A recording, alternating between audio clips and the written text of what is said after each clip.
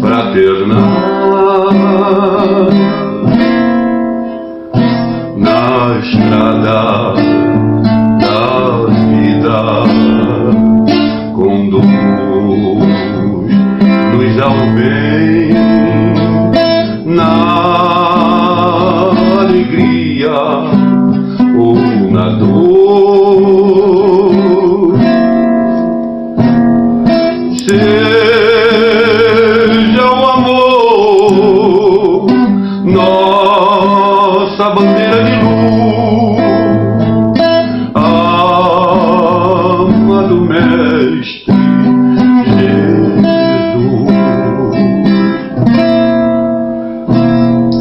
Seja o amor nossa bandeira de luz, amado Mestre Jesus.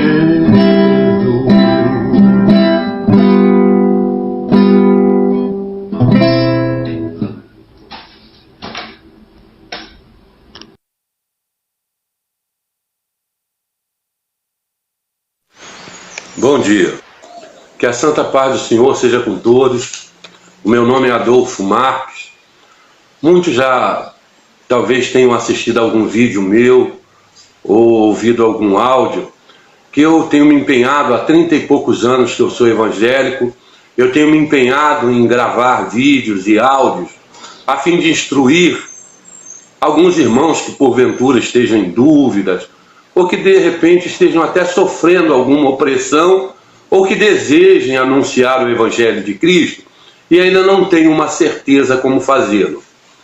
Então nós vamos começar pelo que Cristo ensinou. Jesus disse no livro de São Mateus 28, 19: Ide e ensinai, batizando em nome do Pai, do Filho e do Espírito Santo. Em São Marcos ele disse: ide pregar esse evangelho a toda criatura.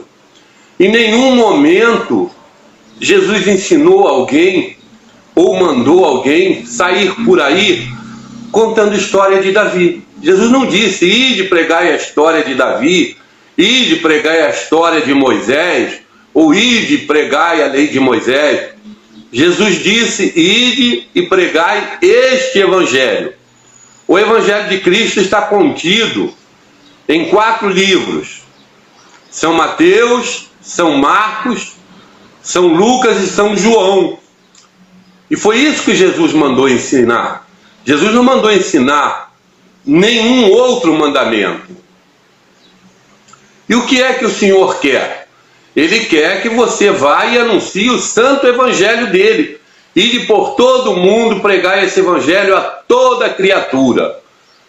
O evangelho de Cristo não prevê cobrança de nada. Ele disse: na casa em que chegar, olha só como Jesus ensina, na casa em que chegar, diga primeiro: haja paz nesta casa. Está contido no livro de São Lucas. Jesus ensinando, São Lucas capítulo 10. Jesus ensinando a pregar o evangelho. Jesus não mandou ninguém sair por aí ensinando general de guerra em um mundo já tão cheio de conflitos. Então, existe uma grande distância entre o Velho Testamento e o Novo Testamento. O Novo Testamento começa no livro de São Mateus e prevê boa nova, ou seja, notícia abençoada. Deus quer que você anuncie para as pessoas a bênção que Deus enviou para os homens, que está contida no seu Santo Filho Jesus Cristo, que trouxe uma nova doutrina. Jesus trouxe a doutrina do Evangelho, irmãos. A doutrina do perdão, da paz, do amor.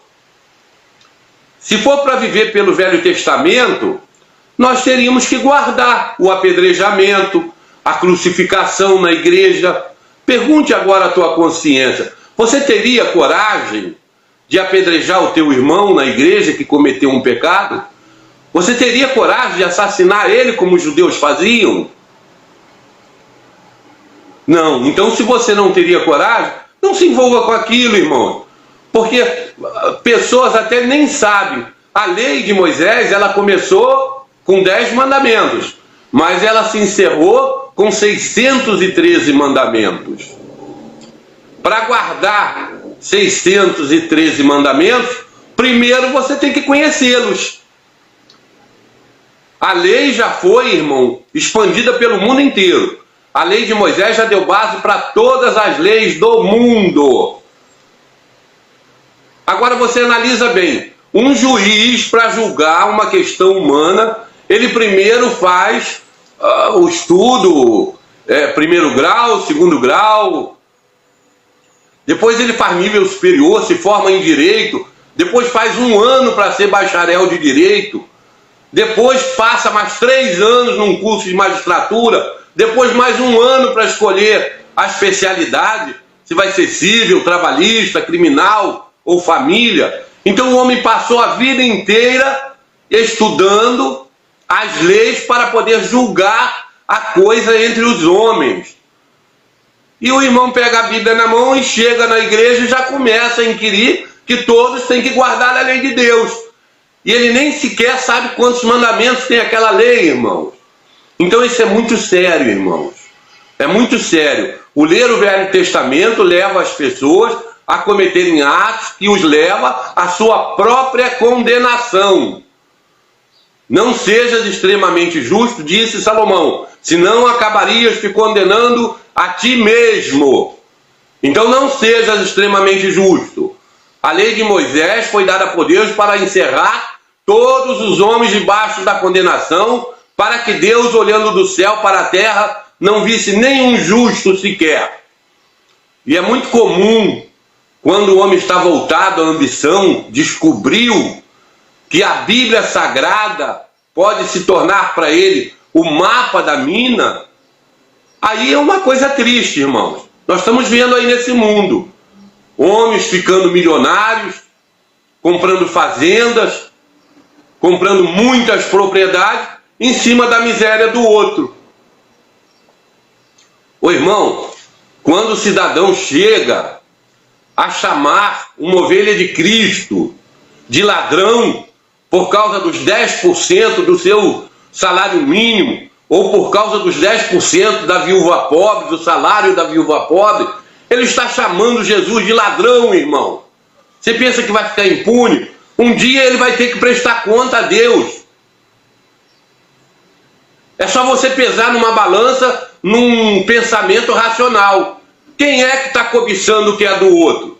Então aquele que estiver cobiçando é que é o ladrão. Deu para você entender, irmão?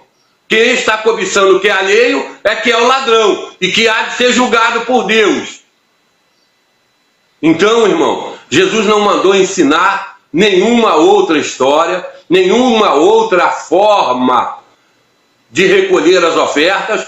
Paulo é considerado na Bíblia como o doutor dos gentios. Ele falou: cada um contribua com aquilo que propor em seu coração, faça isso com alegria e não com tristeza, porque Deus ama o que dá com alegria. Então contribua, ajude o seu irmão necessitado quando tiver possibilidade, seja um cristão. E João Batista foi bem claro. O último profeta da lei disse: quem tiver 2 vestidos, reparta com o que não tem. Está bem claro, com o que não tem. Se você já tem com o que se vestir e o que comer, não cobice o que é alheio. Não vá usar Malaquias, não vá usar nenhum outro profeta querendo inquirir dos irmãos aquilo que é seu. Não vá roubar o que é alheio, porque Deus haverá de cobrar, irmão. Então, irmão, fica aqui mais um áudio, mais um vídeo teológico. Jesus Cristo ensinou e determinou, é mandamento do Senhor: ide por todo mundo, pregai esse evangelho a toda criatura. Depois ele deixou seus apóstolos, que falaram muito da sua sã doutrina. Houve uma assembleia em Jerusalém no capítulo 15 de Atos dos Apóstolos. Se congregaram os anciãos, os apóstolos, para decidirem o que seria ensinado aos gentios. É só você ler ali Atos dos Apóstolos, capítulo 15. Em relação aos dízimos, é bom que você saiba que não existiu em Israel, que Malaquias tenha falado de dízimo que se pagasse todo mês. O dízimo de Israel era pago de 3 em 3 anos por 11 tribos. Eram 12 tribos de Israel e teve uma tribo que foi amaldiçoada pelo seu pai Jacó, a tribo de Levi. Então os levitas recebiam os dízimos de 3 em 3 anos para poderem sobreviver, porque quando entraram na terra prometida, eles não tiveram direito a um pedaço de terra, porque haviam sido amaldiçoados por seu pai Jacó, por causa da ira de Levi. Então você procura interpretar, entender que a lei opera a ira, como o apóstolo São Paulo disse em Romanos, capítulo 4, versículo 15. A lei opera a ira. Por quê? É a lei da ira, da condenação, do ministério da morte. Então você tem que procurar entender essas coisas. A lei opera a ira. Os levitas eram extremamente irados, assassinos. Todo crente que fica no Velho Testamento é iracundo, problemático, contencioso. Quando não está conseguindo ficar milionário, eles costumam chamar o irmão de ladrão, dizer que o diabo vai comer na mesa do irmão, que as coisas vão ficar ruins para o irmão. Vai ficar ruim para eles, irmão. Eles estão botando o diabo para comer na mesa de Cristo. Estão desejando maldades, doença para Jesus Cristo, Filho de Deus. Quando se dá um copo de água fria a um pequenininho de Cristo, está se dando um copo de água fria ao próprio Cristo. Quando se dá um açoite, está dando em Cristo. Quando se prega uma maldição, está pregando para Cristo. Então você procura ler a Bíblia e veja bem o que Paulo sofreu lá a caminho, quando ia pegar os apóstolos para matar. O Senhor derrubou do cavalo e o deixou cego por 3 dias. E foi o apóstolo que mais sofreu na Bíblia e foi posto como doutor dos gentios.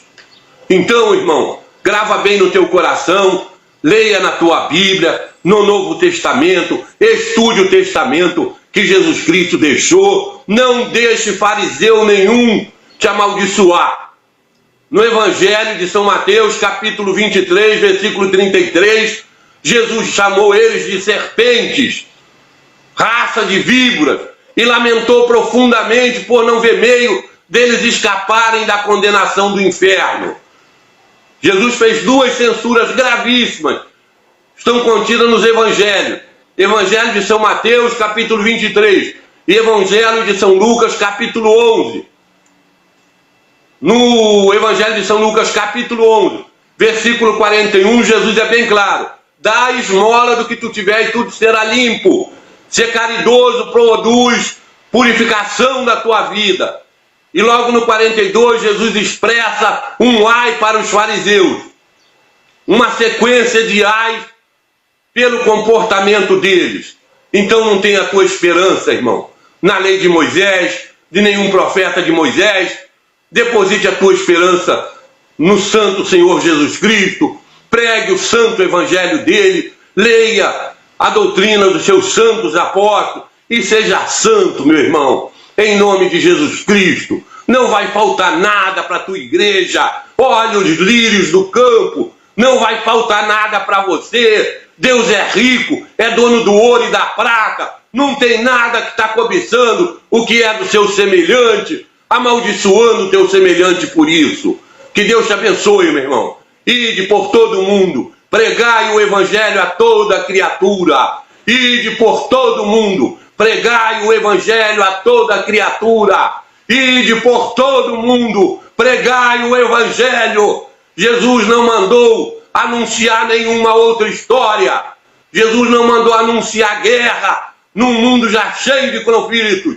Jesus mandou anunciar a paz na casa em que você chegar. Seja um mensageiro da paz, digno e honrado, lavado e remido no sangue do Senhor Jesus Cristo. Que Deus te abençoe, meu irmão. Que Deus te abençoe, minha irmã. Tenha um bom dia. Deus abençoe a todos, em nome de Jesus Cristo.